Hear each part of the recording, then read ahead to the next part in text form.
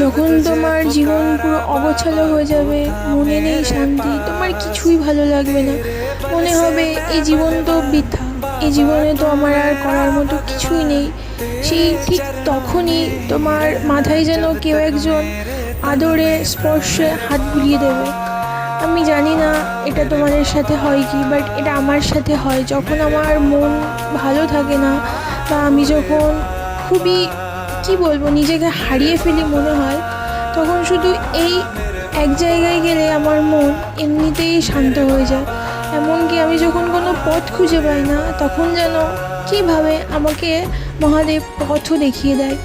এই কারণেই আমি একটা জিনিসে বিশ্বাস করি, তুমি কাউকে মন থেকে ডাকলে সে তোমাকে কোনোদিন ফেরাবে না।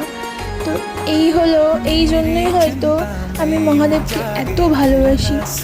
আমি জানি না তার কাছে গেলে কি শান্তি আছে যে আমার সব কিছু ঠিক করে দেয়, আমার হারিয়ে যাওয়া পথও আমাকে সে খুঁজে দেয়, এমনকি নতুন পথও খুঁজে দেয়।